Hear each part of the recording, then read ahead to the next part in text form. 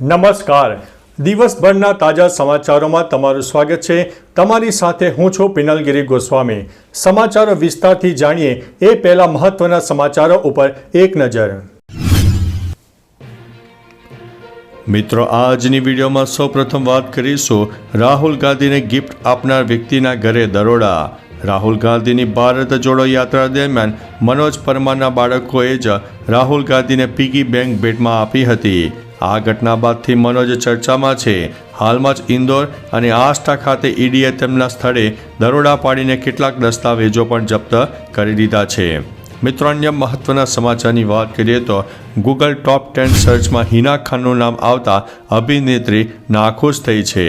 હાલમાં જ ગૂગલે દુનિયાના એવા 10 સ્ટાર્સના નામ જાહેર કર્યા છે જેમને 2024માં સૌથી વધુ સર્ચ કરવામાં આવ્યા છે.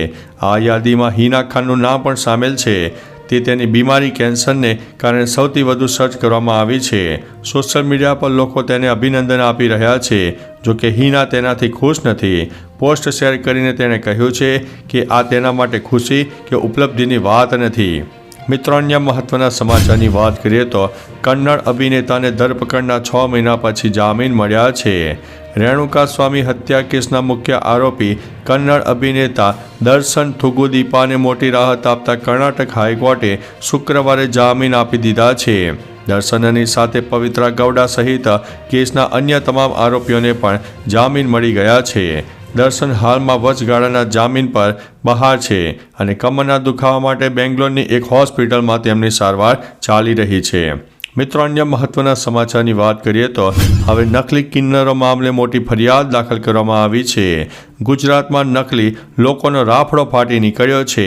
નકલી પીએમઓ અધિકારી હોય, નકલી આઈપીએસ હોય કે પછી નકલી આઈએએસ અધિકારી હોય કે નકલી ખેડૂત હોય, ખેતર હોય કે ખાતર હોય કે પછી ડૉક્ટર અને જજ હોય, ત્યારે હવે નકલી કિન્નરોએ ભરૂચના પૂર્વ પટ્ટીના વિસ્તારમાં વસીકરણ દ્વારા અનેક લોકો પાસેથી 10,000થી માંડીને 30,000 રૂપિયા સુધી પડાવ્યા હોવાની ફરિયાદ મળી છે. મિત્રો, અન્ય મહત્વના સમાચારની વાત કરીએ તો પાંડાનું નામ રાખવા માટે 76 લાખ રૂપિયા ખર્ચી નાખ્યા. ચીને આ વર્ષની શરૂઆતમાં હોંગકોંગના અધિકારીઓને 2 પાંડા ભેટમાં આપ્યા છે. તેમનું નામ બદલવા માટે એક સ્પર્ધાનું આયોજન કરવામાં આવ્યું હતું, જેના પર 76 લાખ રૂપિયા ખર્ચ કરવામાં આવ્યો છે. જોકે આટલા ખર્ચ બાદ તેમનું મૂળ નામ યથાવત રાખવામાં આવ્યું હતું. સ્પર્ધાના અંતે જજોએ એવું કહ્યું છે કે પાંડાને તેના જૂના નામે જ બોલાવવામાં આવશે, એટલે જે પૈસા ખર્ચ થયા છે તે બધા પાણીમાં ગયા.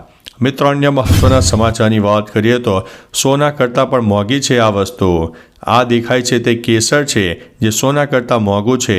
બજારમાં કેસરની કિંમત 2.5 લાખથી લઈને 5 લાખ રૂપિયા પ્રતિ કિલો છે. તેના 1.5 લાખ ફૂલમાંથી માત્ર 1 કિલોગ્રામ કેસર નીકળે છે. દરેક ફૂલમાંથી માત્ર 3 કેસર મળે છે. તેની ખેતી જમ્મુના કિસતવાડ અને કાશ્મીરના પમપુરના કેટલાક વિસ્તારોમાં થાય છે. મિત્રો, અન્ય મહત્વના સમાચારની વાત કરીએ તો માત્ર બુમરાહ ઉપર નિર્ભર ન રહો.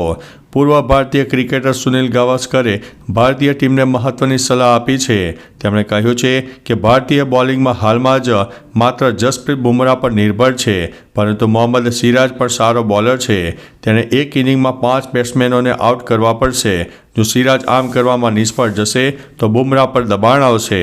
હર્ષિતે પર્થમાં સારી બોલિંગ પણ કરી હતી, પરંતુ એડિલેડમાં ટેસ્ટ મેચમાં તે નિષ્ફળ રહ્યો હતો. મિત્રો, અન્ય મહત્વના સમાચારની વાત કરીએ તો અલ્લુ અર્જુન જેલમાંથી બહાર આવ્યો. અલ્લુ અર્જુન જેલમાંથી રાત વિતાવીને બહાર આવી ગયા છે. તેના સસરા અને પિતા તેને લેવા આવ્યા હતા.